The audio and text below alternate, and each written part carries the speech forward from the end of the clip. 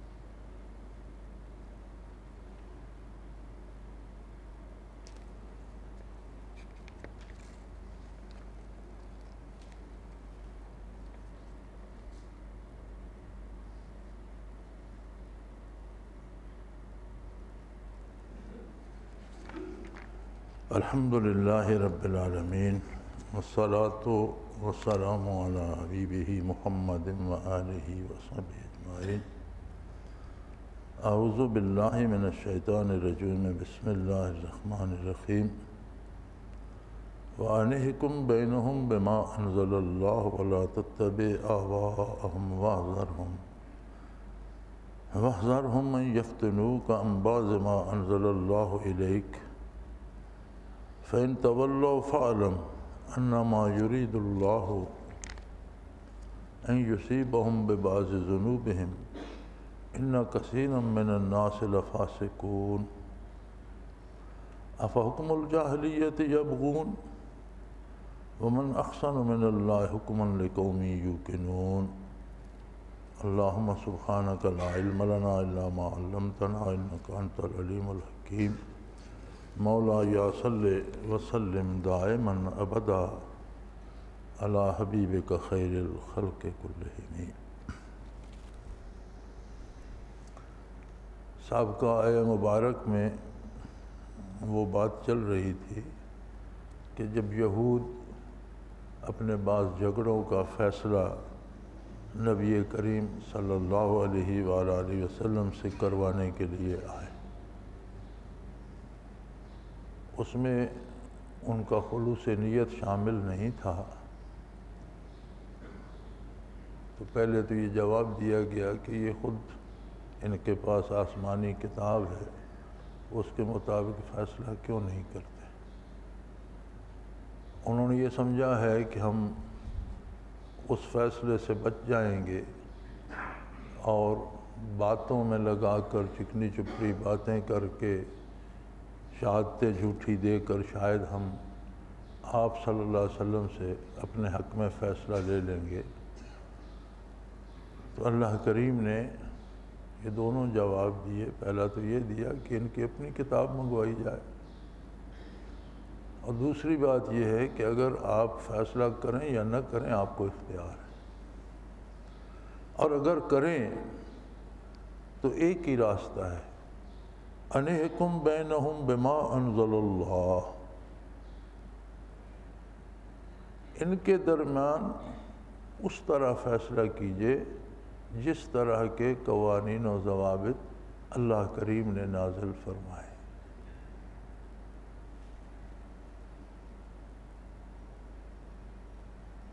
اس سے آگے جو بات ارشاد فرمائی وہ بہت ہی زیادہ قابل غور ہے۔ فرمایا وَلَا تَتَّبِعْ آبَاءَهُمْ، ان کی خواہشات یا ان کی تمنائیں جو ہیں آپ ان کی پرواہ نہ کیجیے، ان کی باتوں پر مت جائیے، اس لیے کہ اگر ان کی باتیں آپ ان کی باتیں سنیں گے تو یہ ایسے لوگ ہیں وَاحْذَرْهُم مَّن يَفْتِنُوكَ عَن بَعْضِ مَا أَنزَلَ اللَّهُ إِلَيْكَ، یہ ایسے لوگ ہیں، آپ ان سے احتیاط کیجئے کہ یہ اللہ کے احکام کے خلاف آپ سے فیصلہ لینا چاہتے ہیں، یہ اپنی پسند کا فیصلہ چاہتے ہیں اور احکام الہی کے خلاف فیصلہ چاہتے ہیں، آپ ان کی پرواہ مت کیجیے گا۔ نبی معصوم عن الخطا ہوتا ہے، یہ اجماعی عقیدہ ہے، نبی سے خطا سرزد نہیں ہوتی۔ تو پھر تنبیہ حضور اکرم صلی اللہ علیہ وآلہ وسلم کو کیوں کی جا رہی ہے کہ اگر آپ ان کی بات سنیں گے تو یہ آپ کو بھی راہ حق سے بھٹکانے کی کوشش کریں گے۔ اس سے مراد یہ ہے کہ قیامت تک امت میں کوئی دوسرا آدمی نہیں ہے جو قانون الہی کو، قرآنی قاعدوں اور ضابطوں کو چھوڑ کر یہود و نصارہ یا دنیا داروں کی باتوں میں آ جائے اور پھر وہ حق پر بھی رہے۔ یقیناً حق اللہ کا کلام ہے اور اللہ کے کلام کے ساتھ، اس کے خلاف جو بھی جائے گا وہ حق پر نہیں ہوگا۔ کہ ان کی کوشش تو یہ ہے کہ رسول اللہ صلی اللہ علیہ وآلہ وسلم کو بھی اس نظام، اس ضابطے، اس قانون سے ہٹا کر لے جائیں جو اللہ نے نازل فرمایا ہے۔ لہذا آپ صلی اللہ علیہ وآلہ وسلم کو حکم ہوا کہ آپ ان کی آراء اور ان کی باتوں کی پرواہ نہ کریں اور فیصلہ اس طرح کریں جس طرح کا ضابطہ اللہ کریم نے نازل فرمایا۔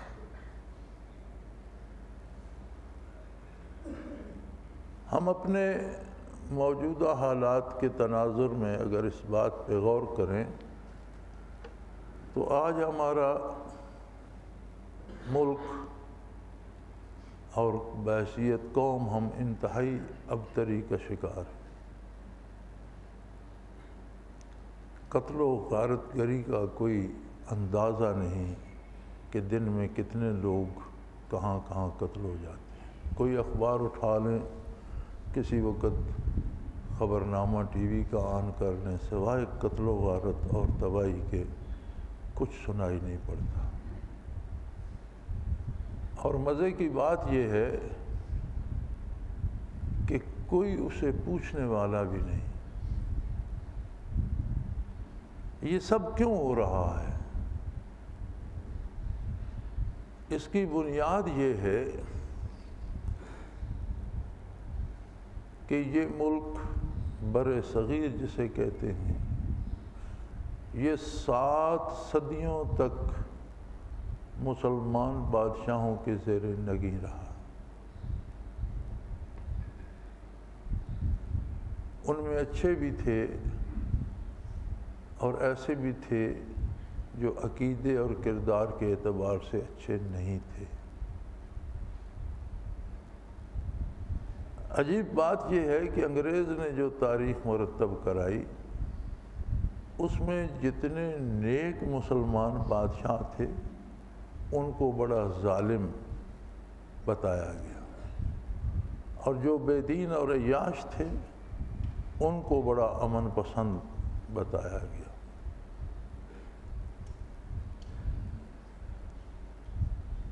مسلمان حکومت کمزور ہوئی تو افراتفری ہوئی، چھوٹے چھوٹے علاقوں پہ مختلف جنگجو قابض ہو گئے، پنجاب سکھوں کے قبضے میں چلا گیا۔ وہ ایک نظام جو مسلمان حکمرانوں نے ترتیب دیا تھا وہ ختم ہو گیا۔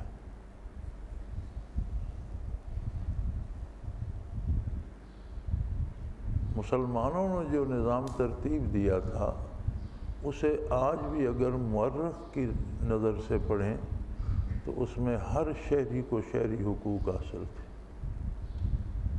غیر مسلم بھی آسودہ حال تھے۔ بلکہ انگریزوں سے پہلے پنجاب پہ بڑا عرصہ سکھوں کی حکومت رہی اور سکھا شاہی محاورہ بن گیا ظلم کی حکومت۔ اس کے باوجود جب انگریزوں نے قبضہ کیا تو انگریز جو یہاں واسرائے ہو کر آیا اور اس نے جا کر اپنی پارلیمنٹ میں کانگریس میں بیان دیا، اس کی نقل میرے پاس موجود ہے۔ اس نے کہا کہ میں نے ہندوستان کے مشرق سے مغرب تک اور شمال سے جنوب تک سفر کیا ہے۔ میں نے اس پورے سفر میں کوئی گداگر نہیں دیکھا، کوئی چور نہیں دیکھا۔ I have seen no beggar, no thief۔ یہ اس کے الفاظ ہیں۔ اور جہاں کوئی چور نہیں ہوتا، کوئی گداگر نہیں ہوتا، اس کا مطلب ہے کہ بہت ہی خوشحال لوگ ہیں۔ اور اتنی خوشحال قوم کو غلام بنانا ممکن نہیں ہے۔ کسی کو غلام بنانے کے لیے اسے معاشی طور پر، علمی طور پر کمزور کرنا پڑتا ہے۔ اس کا علم آپ سے کم ہوگا، اس کی معاشی حیثیت آپ سے کم ہوگی، تب آپ کی غلامی قبول کرے گا۔ پھر اس نے آگے وجہ بیان کی ہے کہ اس کی وجہ ان کا نظام تعلیم ہے، جو انہیں دنیاوی علوم بھی عطا کرتا ہے اور ان کی اپنی شناخت بحیثیت مسلمان عطا کرتا ہے، اور ان کا تعلق اللہ سے استوار کرتا ہے۔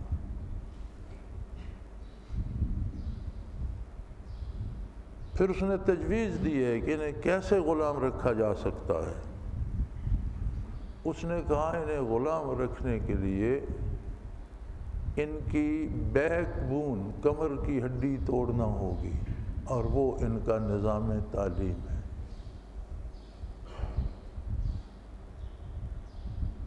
اس کی جگہ ہمیں ایک نیا نظام تعلیم متعارف کرنا ہوگا۔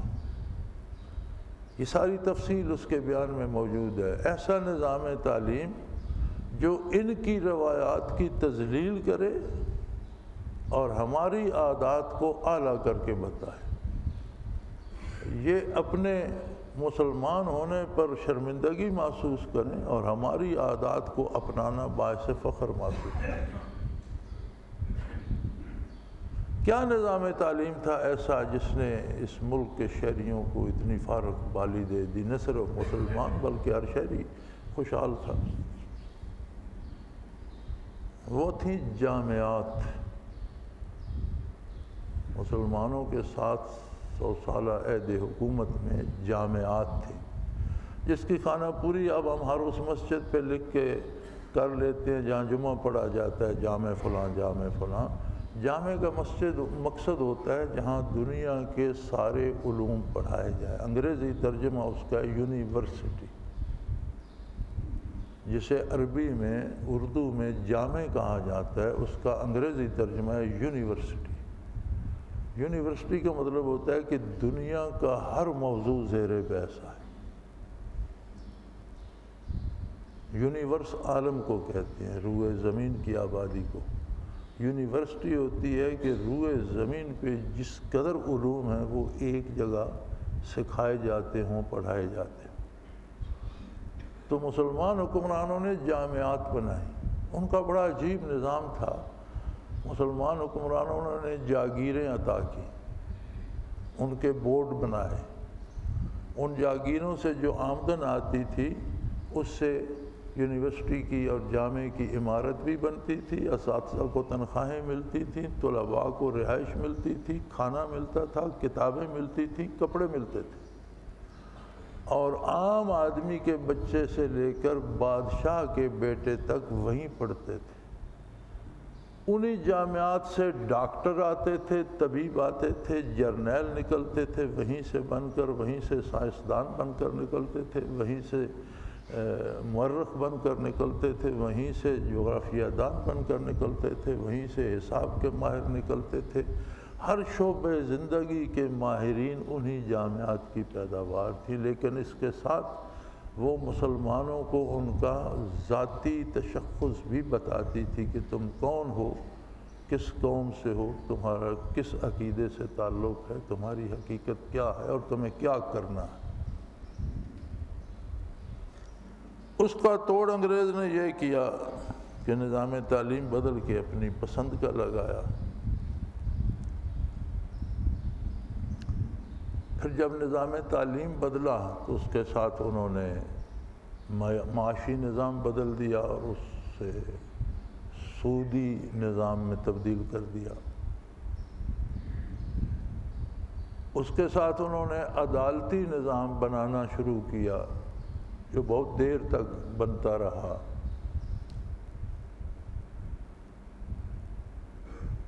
کوئی 1820-25 سے لے کر 1890-96 تک وہ قوانین مختلف بنتے رہے، جو آج بھی آپ کے اس دستور میں آئین میں جو عدالتی نظام ہے اس میں موجود ہے، اور انہی کے مطابق سارے فیصلے کیے جاتے ہیں۔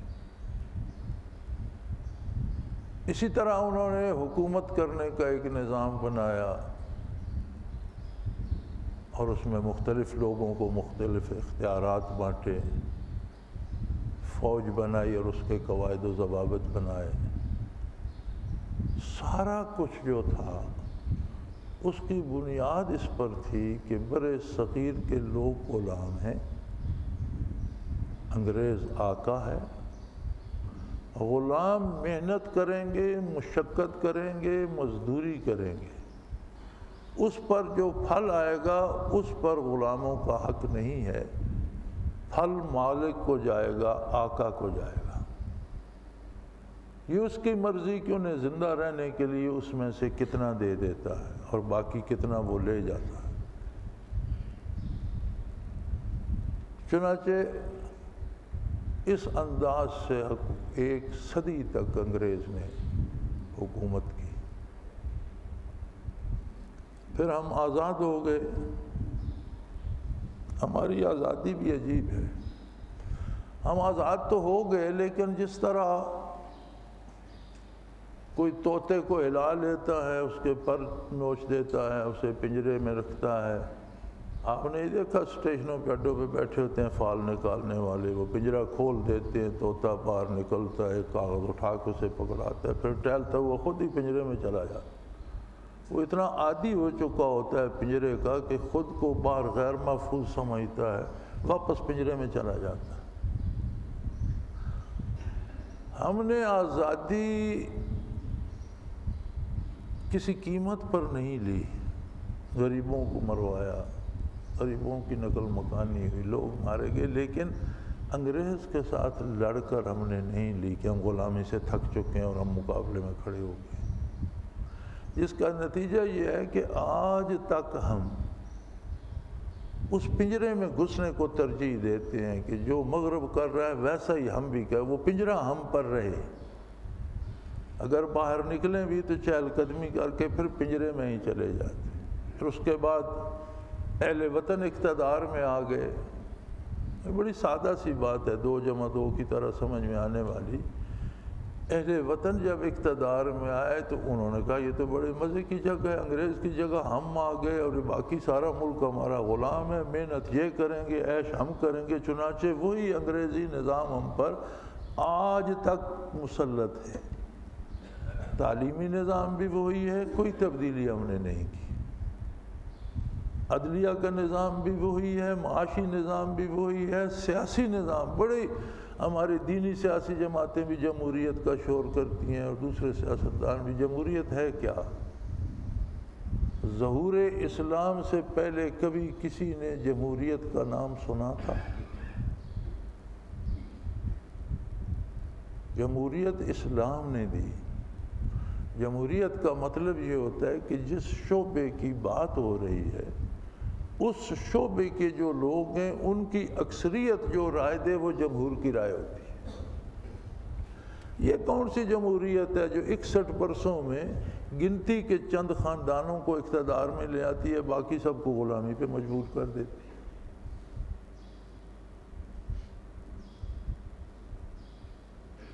یہ صرف ہمارے ملک میں ہی ہے کہ باپ مر گیا تو اس کی بندہ مر گیا تو اس کی بیوی اس کی جگہ آ گئی، اگر بیوی مر گئی تو اس کا بیٹا آ گیا، داماد آ گیا، دوسرا آ گیا۔ یعنی جو گنتی کے خاندان جن کو انگریز نے اقتدار سپرد کیا تھا، یا کچھ خاندان جو اس کے بعد کسی ذریعے سے کبھی رشوت دے کر، کبھی سفارش کر کے، کبھی کچھ کر کے ایک دفعہ اوپر آ گئے۔ اب جمہوریت کی کوڑیاں آپ جتنی دفعہ پھینکیں اوپر انہوں نے ہی آنا ہے، آپ نہیں آ سکتے۔ یہ عجیب جمہوریت ہے کہ گنتی کے چند خاندان ہیں، انہی کے حق میں یہ فیصلہ دیتی ہے، وہی مسلط ہوتے ہیں ہمیشہ۔ اور کیسی آزاد قوم ہے جس کا نظام تعلیم انگریز کے زمانے غلامی کے دور میں پھر بہتر تھا، اس سے بگڑا ہے، اسے کسی نے بہتر نہیں کیا۔ عدلیہ کا نظام اسلامی نہیں تھا، غیر اسلامی تھا، انگریز کا بنایا ہوا تھا، لیکن انگریز کے دور میں اس کی ایک حیثیت تھی جو انگریز کے جانے کے بعد ختم ہو گئی۔ اب تو آپ کہتے ہیں جی کوئی فیصلہ خریدا جا سکتا ہے، انگریز کے زمانے میں تو اس طرح کوئی نہیں کہتا تھا کہ فیصلہ خریدا جا سکتا۔ تو یہ بدترین غلامی ہے جو ہم پر مسلط ہے، اور آقاؤں کی مرضی جو چاہے کریں، کوئی پوچھنے والا نہیں، کوئی روکنے والا نہیں۔ اور کہتے کیا ہیں؟ ہم جی نمائندے ہیں عوام کے، عوام نے ہمیں بھیجا ہے، ہم جو چاہیں کریں۔ فرمایا یہ جو عام لوگ ہیں، جو خواہشات کے اسیر ہیں، جو اپنی اپنی اغراض چاہتے ہیں، اے میرے حبیب ان کی باتوں پہ توجہ نہیں دیجیے گا، کہ اگر آپ صلی اللہ علیہ وآلہ وسلم کی ان کی باتوں کو کچھ اہمیت دیں تو یہ آپ کو بھی فتنے میں ڈال دیں گے۔ یفتنوکم بعض ما انزل اللہ الیک، اللہ نے جو آئین و دستور آپ پر نازل فرمایا ہے اس سے بہکانے کی کوشش کریں گے۔ ہاں اگر آپ کے رویے سے یہ دل برداشت ہوں کہ جی ہماری نہیں سنی جاتی اور قرآن کا حکم نافذ ہو جاتا ہے، فَإِن تَوَلَّوْا، اگر اس سے یہ دل برداشتہ ہو کر پیچھے مڑتے ہیں اور کہتے ہیں ہمیں قرآن کا فیصلہ نہیں منظور، تو پھر ایک بات سمجھ لیجئے، فَعْلَمْ أَنَّمَا يُرِيدُ اللَّهُ أَن يُصِيبَهُم بِبَعْضِ ذُنُوبِهِمْ، پھر دیکھ لیجئے کہ ان پر اللہ کے عذاب آئیں گے، اور ان کے سارے گناہوں کا تو نہیں، وہ تو حشر کو ہوگا، لیکن کچھ کرتوتوں کا مزہ انہیں اللہ ضرور چکھائے گا۔ جو قرآن کے حکم سے، جو نبی صلی اللہ علیہ وسلم کے حکم سے روگردانی کرے گا، اپنی خواہشات کی تکمیل کے لیے، اپنی مرضی اپنی پسند نافذ کرنے کے لیے، اور جو لوگ اس کا ساتھ دیں گے، فرمایا اگر یہ آپ کی بارگاہ سے منہ پھیرتے ہیں تو آپ ان کی پرواہ نہ کیجئے، آپ یہ سمجھ لیجئے کہ جو آپ کے در سے پھر رہا ہے اس پر اللہ کا عذاب آنے والا ہے، اللہ نے اس کے کچھ گناہوں کی گرفت کر لی ہے، اور بعض کرتوتوں کا مزہ اسے چکھائے گا، اس لیے کہ وَإِنَّ كَثِيرًا مِّنَ النَّاسِ لَفَاسِقُونَ، اس لیے کہ لوگوں کی اکثریت بدکار ہوتی ہے۔ یہ لوگ مخلص نہیں ہوتے، یہ لوگ دیندار نہیں ہوتے، بلکہ بدکار ہوتے ہیں، ان کے عقائد و نظریات بھی درست نہیں ہوتے، ان کا کردار بھی صحیح نہیں ہوتا۔ اور فرمایا یہ جو لوگ اللہ اور اللہ کے رسول کے فیصلوں کو قبول نہیں کرتے، ہمارے ہاں ایک شور اٹھا، بڑی دیر سے وہ چل رہا تھا، پرامن تحریک چلتی رہی جی، سوات میں نظام عدل جو ہے وہ اسلام کے مطابق نظام عدل لایا جائے، پھر اس میں کچھ لوگوں نے بندوقیں اٹھا لی، ہم اس کے حق میں نہیں، ہم سمجھتے ہیں کہ بندوق اٹھا کر انہوں نے غلطی کی، انہوں نے ایک ایسا دروازہ کھول دیا، جب انہوں نے بندوق اٹھائی اس میں چور و چکے بھی شامل ہو گئے، چوری ڈاکے کرنے لگ گئے، اس میں غیر ملکی ایجنسیاں شامل ہو گئیں، بے گناہ لوگوں کو قتل کرنے لگ گئیں۔ وہ بندوق نہ اٹھاتے تو بہتر ہوتا، لیکن حکومت نے کہا جی ٹھیک ہے نظام عدل نافذ کرتے ہیں، تو بندوقیں رکھی گئیں، واقعات ختم ہو گئے، امن قائم ہو گیا۔ اب جناب مغرب کے پیٹ میں مروڑ اٹھنے لگا کہ ایک جگہ نظام عدل لائیں گے تو ساتھ دوسرا علاقہ مطالبہ کرے گا، تو یہ تو پھیلتے پھیلتے سارے پاکستان میں چلا جائے گا، تو یہ لوگ تو آزاد ہو جائیں گے، تو یہ تو اسلام پہ عمل کرنے لگ گئے، انہیں روکا جائے۔ چنانچہ انہوں نے حکم دیا کہ نہیں ہوگا یہ۔ اب غلاموں کی مجال نہیں تھی کہ انکار کرتے، چنانچہ ان لوگوں پر فوج کشی کا حکم ہو گیا۔ اب اپنی فوج ہے، اپنے لوگ ہیں، سول کے لوگ مرتے ہیں تو پاکستانی شہری اور مسلمان مرتے ہیں، فوج کے لوگ مرتے ہیں تو پاکستان کی فوج مرتی ہے۔ اور اہل مغرب کو یہ سہولت ہو گئی کہ کابل میں ان پر دباؤ کم ہو گیا۔ آپ نے دیکھا جو کئی سالوں سے اپنے بنائے ہوئے ان چار دیواریوں میں چھپ کر بیٹھے تھے، آج وہ افغانستان پر کارروائیاں کرنے کے لیے نکل رہے ہیں، اس لیے کہ انہیں اتنی فرصت مل گئی۔ لوگوں کو پاکستان فوج نے ادھر مصروف کر لیا اور انہیں اتنی فرصت مل گئی، اور انشاءاللہ اس میں بھی وہ ذلیل ہوں گے، مار کھائیں گے، وہ اللہ کی مرضی، اس لیے کہ ان کا مقابلہ دیندار لوگوں سے، اور دین ہمیشہ غالب رہتا ہے، دین کے ماننے والے غالب رہتے ہیں۔ لیکن ہمارا یہاں مسئلہ یہ ہے کہ جب یہ اعلان ہوا تھا، جو چند دن بعد ہی وہ معاہدہ ختم ہو گیا، تو بے شمار لوگ ٹیلی ویژن پہ، بوڑھی عمر رسیدہ خواتین اور مرد چیخ اٹھتے تھے کہ دیکھو جی اب ہم سے نمازیں پڑھائی جائیں گی۔ یعنی شکایت یہ تھی، بڑی تکلیف دہ بات ان کے لیے یہ تھی کہ یہ نظام عدل جو اس کا مطلب ہے اب ہم سے نمازیں پڑھائی جائیں۔ کمال ہے یار، یعنی اب ہم کو برطانیہ اور امریکہ اور یورپ اور یہود و نصارہ کو چھوڑ کر اللہ کو سجدہ کرنا پڑے گا۔ یہ ہمارے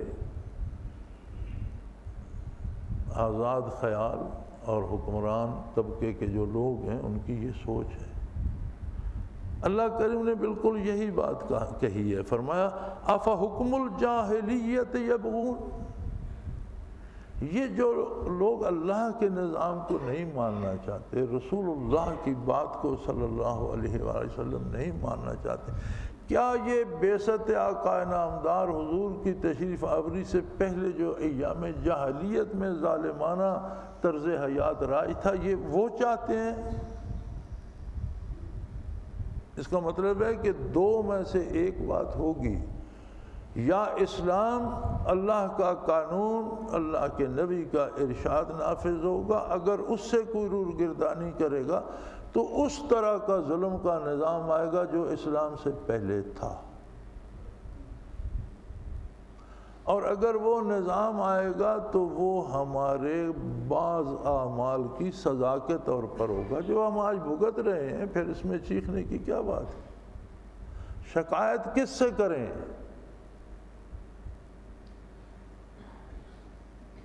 کردار تو ہمارا ہے۔ نبی کریم صلی اللہ علیہ وسلم نے فرمایا اعمالکم اموالکم، او کما قال رسول اللہ صلی اللہ علیہ وسلم، تمہارا کردار ہی تم پر حکومت کرے گا، جیسا تمہارا کردار ہوگا ویسے لوگ تم پر حکومت کریں گے۔ آج کے حکمرانوں کی فہرست سامنے رکھ کے دیکھ لیجئے کہ ہمارا کردار کیا ہے، کیسے کیسے لوگ ایوان اقتدار میں بیٹھے ہیں۔ یہ ہمارے کردار، ہمارے اعمال کا پھل ہے، جو ہم کرتے ہیں اس کی عملی شکل ہے۔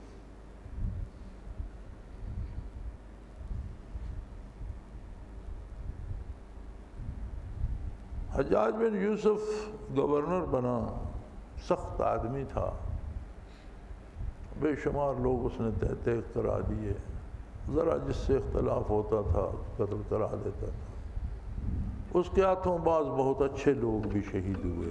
متنازع شخصیت ہے اسلامی تاریخ میں، اس کی اچھائیاں بھی تاریخ نے بہت لکھی ہیں اور اس کے جرائم بھی بہت لکھے ہیں۔ اس کا معاملہ اللہ کے ساتھ ہے، دنیا سے چلا گیا، وہ جانے، رب العالمین جانے۔ لیکن ایک دفعہ پورے عراق میں، صوبے میں ایک تحریک چل پڑی حجاج بن یوسف کے خلاف۔ خواجہ حسن بصری رحمۃ اللہ تعالیٰ علیہ اسی عہد میں تھے۔ انہیں پتہ چلا کہ لوگوں نے حجاج کے خلاف مسلح تحریک شروع کرنے کا سوچ لیا ہے، تو آپ حجرہ مبارک سے باہر آ گئے، آپ نے دورے کیے، لوگوں میں گئے اور انہیں بتایا کہ حجاج کی صورت میں جو تم پر زیادتی ہو رہی ہے یہ اللہ کا عذاب ہے، اور عذاب تلواروں سے نہیں ٹلتا، توبہ سے ٹلتا ہے۔ اگر تم چاہتے ہو کہ اس سے تمہاری جان چھوٹ جائے تو توبہ کرو گزشتہ پر، اور آئندہ اپنی اصلاح کرو تو اللہ اس سے تمہاری جان چھڑا دے گا۔ تلوار لے کر میدان میں نکلو گے تو اور تکلیف دہ صورتحال پیدا ہو جائے گی اور عذاب میں شدت آ جائے گی، مارے جاؤ گے، قتل ہو جاؤ گے، بے گناہ لوگ مارے جائیں گے۔ لہٰذا وہ تاریخ حضرت رحمۃ اللہ تعالیٰ علیہ کے ارشاد پر ختم ہو گئی، مسلح تحریک شروع نہ کی گئی، اور فرمایا توبہ کرو۔ اس میں جو آج حکومت کے خلاف مسلح تحریکیں شروع کر رہے ہیں ان کے لیے بھی درس عبرت ہے کہ حکومت پر بندوق اٹھانے کی بجائے توبہ کرو اور اپنی اصلاح کرو۔ ہر فرد قوم کا ایک حصہ ہوتا ہے،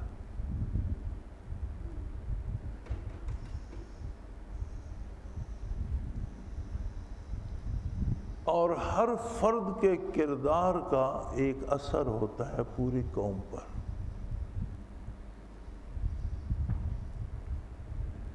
کیا ہم اتنا نہیں کر سکتے کہ ہم تو گناہ سے توبہ کر لیں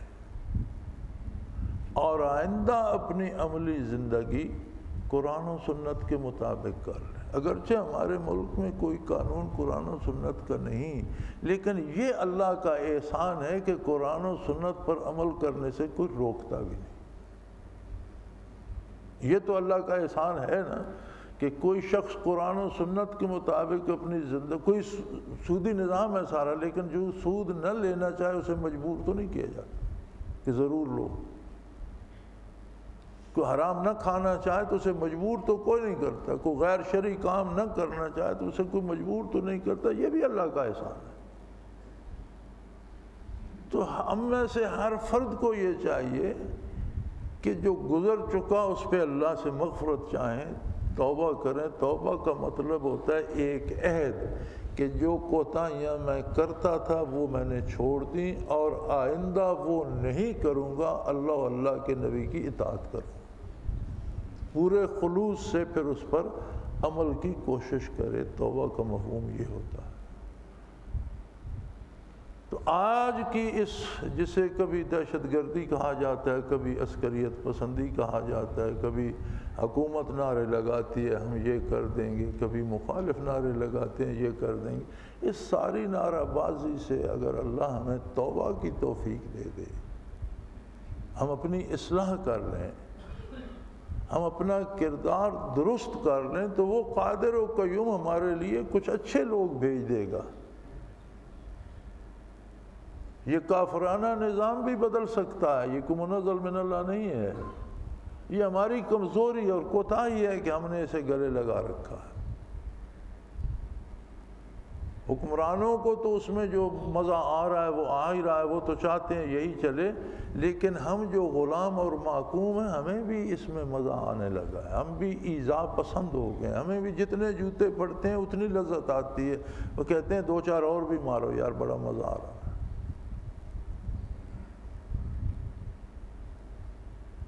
تو کیا ہم اپنے لیے، اپنی عاقبت کے لیے اور اس قوم کے لیے جسے ہم دنیا میں یہ ملک سپرد کر کے جانے والے ہیں، آنے والی نسلوں کے لیے کیا ہم اپنی اصلاح نہیں کر سکتے؟ ہم یہاں 200-400 بندے جو بیٹھے ہیں، اگر ہم بھی خلوص سے توبہ کر لیں تو اس 20 کروڑ کی آبادی سے یہ 400 بندوں کا بوجھ تو اتر جائے گا، جو ہمارے گناہوں کے طفیل جو تباہی آ رہی ہے کچھ تو کمی آ جائے گی۔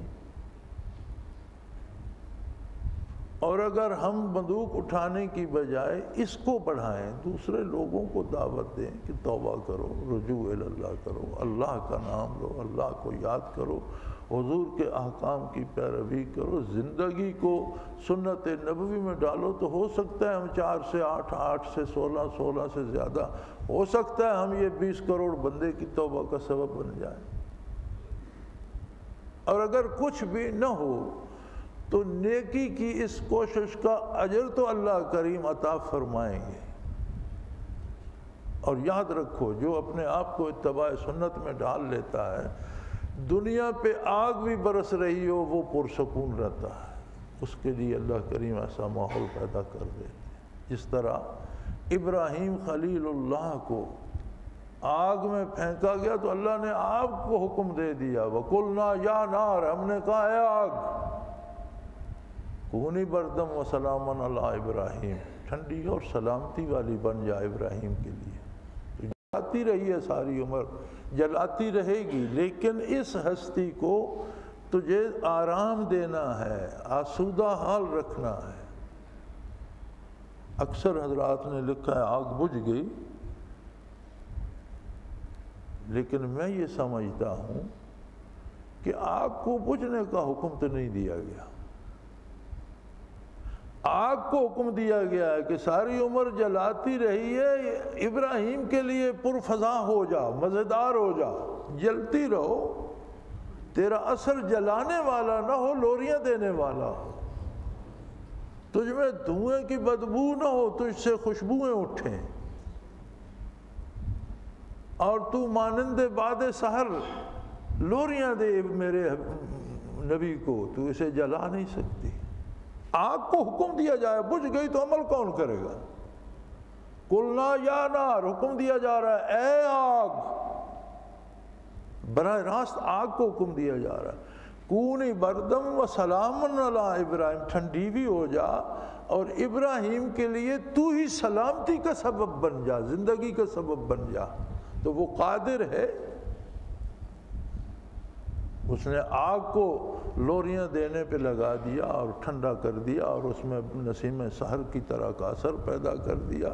آگ کے بھاپڑ جلتے رہے اور انہیں لوریاں دیتے رہے، انہیں ٹھنڈ محسوس ہوتی رہی، انہیں مزیدار موسم محسوس ہوتا رہا، اور جب آگ بجھی تو بادشاہ نے دیکھا کہ وہ تو مزے میں ہے۔ اسی طرح یہ جو فتنوں کی آگ اور عذاب الہی کی بارش ہے، ہو سکتا ہے چند افراد کا، چند 100 افراد کا توبہ کرنا شاید ساری قوم کی طرف سے کفارہ ہو جائے، دوسروں کو بھی توبہ کی توفیق ہو جائے۔ وہ قادر ہے، ہو سکتا ہے کسی ایک کی توبہ ایسی قبول کرے کہ سب کا عذاب معاف کر دے، اس کی مغفرت لامحدود ہے۔ کچھ بھی نہ ہو تو کم از کم جو خود تائب ہو جاتا ہے وہ رحمت الہی کے سائے میں آ جاتا ہے، اور ساری مشکلات میں بھی اس کے لیے اللہ کریم آسانیاں پیدا کر دے۔ نہیں، خسارہ کہیں بھی نہیں ہے۔ اور جو لوگ قرآن و سنت کا نظام نہیں چاہتے، اللہ کریم فرماتے ہیں کیا یہ چاہتے ہیں کہ وہی عہد جاہلیت کا نظام رہے، وہی ظلم و ستم رہے، وہی جور و ستم رہے؟ عہد جاہلیت کا نظام کیا تھا؟ طاقتور کمزور کے ساتھ ہر ظلم کر سکتا تھا، بچیاں چھین کے لے جاتے تھے، عورتیں اٹھا کے لے جاتے تھے، گھر لوٹ کے لے جاتے تھے۔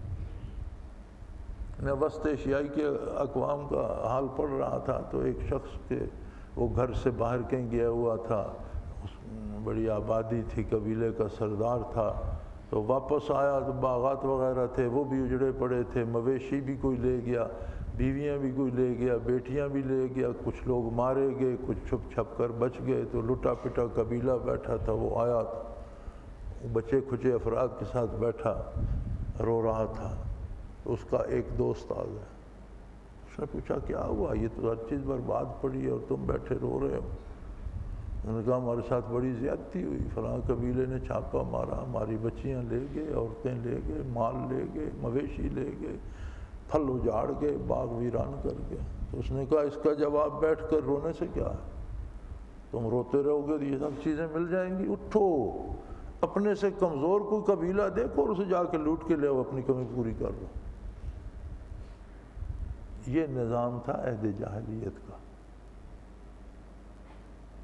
فرمایا جو اللہ و اللہ کے رسول کا نظام نہیں چاہتے، افا یبغون حکم الجاہلیہ، افا حکم الجاہلیت یبغون، وہ عہد جاہلیت کا جو نظام ہے وہ چاہتے ہیں. کیا اب یہاں وہی نہیں ہو رہا؟ اس عہد جاہلیت کے مقابلے میں آج کون سی کمی ہے؟ اگر وہ شرابیں پیتے تھے تو آج چھوڑو بچوں کو اور بڑوں کو، آج آپ کی میٹرک کی بچیاں نشہ کرتی ہیں. کیوں آپ حقائق سے آنکھیں موڑے ہوئے ہیں؟ آج دیہات میں بھی وہ نشے مل رہے ہیں جو کبھی مصیبت تھی شہروں کی. آج ہر بندے کے پاس اسلحہ ہے، معمولی سی بات پہ قتل کر دیتے اور پھر کوئی نہیں پوچھتا. جو چاہتا ہے جس کی عزت اتار دیتا ہے، بچی اٹھا کے لے جاتا ہے، کوئی نہیں پوچھتا. کیا ہوا کہ ہزاروں میں سے کوئی ایک اخباری نمائندوں کے آگے یا ٹی وی والوں کے آگے چڑھ گیا اور انہوں نے شور کیا اور اس پہ ایک دو روز پکڑ دھکڑ ہوئی، پھر ختم. کسی کا نتیجہ بھی آپ نے نشر ہوتے سنا ہے کہ فلاں جگہ جو واردات ہوئی تھی اوپر ٹیلی ویژن پر بڑا شور ہوا، وہ بندے پکڑے گئے، پھر ان کا کیا ہوا؟ کبھی نتیجہ سنا ہے کہ کوئی پھانسی لگ گئی یا قید ہو گئی یا کیا ہوا؟ کچھ نہیں.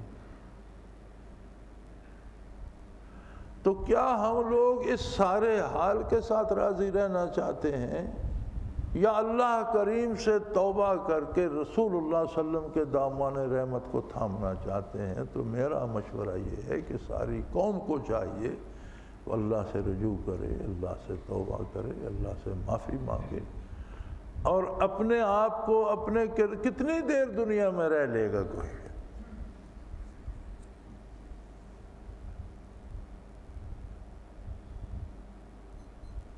انسانی زندگی ایک عجیب طلسم ہے. بلوغت سے پہلے جو سال گزر گئے وہ تو کسی شمار میں نہیں. 16-18 برس کا بالغ ہوا تو شرعی اور طبی اعتبار سے بھی اس کی عقل جا کر 40 سال میں پختہ ہوتی ہے. 40 سال تک جک مارنے میں گزر گئے، ناسمجھی میں گزر گئے. 40 کے بعد جب عقل آئی تو اٹھنے بیٹھنے سے معذور ہونے لگے.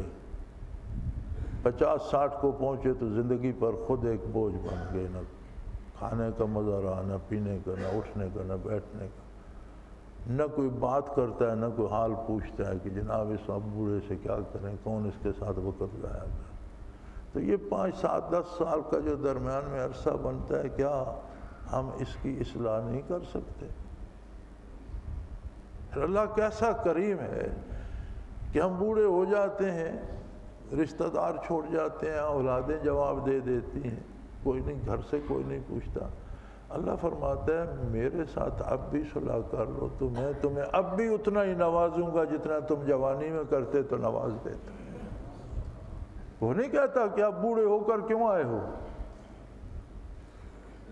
وہ چاہتا تو وہ قادر کہہ سکتا تھا کہ جب میں نے جوانی دی، طاقت دی، تو میرے قانون، میرے نبی کی مخالفت کرتے رہے اور وقت ضائع کرتے. اب بیکار ہو گئے ہو تو اب میرے در پہ کیوں؟ نہیں، وہ کہتے آ گئے ہو، اچھا کیا.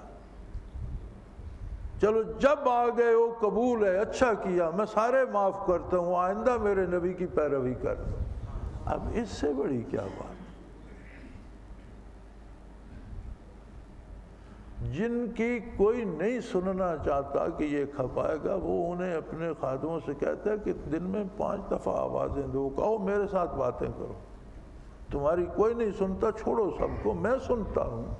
میری بارگاہ میں آؤ، اپنا درد دل مجھ سے کہو، رکوع و سجود کرو، میرا نام لو، میرا ذکر کرو، مجھے یاد کرو، میرے ساتھ باتیں کرو، پھر اور تمہیں کیا چاہیے؟ بات مشکل نہیں ہے اگر انسان سمجھنا چاہے. تو فرمایا لوگوں کی اکثریت گناہ آلود زندگی بسر کرتی ہے. حکمرانوں کو حکومت میں لذت ہے تو غلاموں کو اس قوے غلامی میں لذت ہے. اور یہ جو جمہوریت کی رٹ لگاتے ہیں نا، انہیں کوئی مخلص اور کھرا سمجھ کر ووٹ نہیں دیتا۔ ووٹ دینے والوں کی اپنی خواہشات اور اپنے لالچ ہوتے ہیں کہ اس کو ووٹ دیں گے تو مجھے یہ مل جائے گا، اس کو دوں گا تو یہ مل جائے گا، خواہ کچھ بھی نہ ملے۔ لیکن خلوص سے کوئی بھی نہیں دیتا، سب اپنی اپنی۔ فرمایا کثیرا من الناس لفاسقون، لوگوں کی اکثریت بدکار ہے، خود غرض ہے، برائی پہ مشورہ دیتے ہیں، برائی پہ ووٹ دیتے ہیں، اپنے اپنے لالچ میں کرتے ہیں۔ افحکم الجاہلیت یبغون، یہ لوگ کیا چاہتے ہیں؟ قرآن کا نظام چھوڑ کر، محمد الرسول اللہ کا نظام چھوڑ کر یہ چاہتے ہیں کہ بعثت عالی سے پہلے عہد جاہلیت کا جو ظلم تھا وہ جاری رہے۔ وَمَنْ أَحْسَنُ مِنَ اللَّهِ حُكْمًا لِقَوْمٍ يُوقِنُونَ، اگر اللہ تمہیں نور ایمان دے دے، یقین کی دولت حاصل ہو جائے، پھر تم سمجھ سکتے ہو کہ اللہ سے زیادہ خوبصورت حکم کوئی نہیں دے سکتا، جس پر عمل آسان اور جس کا اجر بے پناہ ہو، کام تھوڑا ہو اور اجرت بے حساب ہو۔ یہ قانون صرف اللہ کریم عطا کر سکتا ہے۔ سو میرے بھائی، ہمارا اپنے آپ پر بھی احسان ہوگا، اس قوم پر بھی اور اس عہد پر بھی۔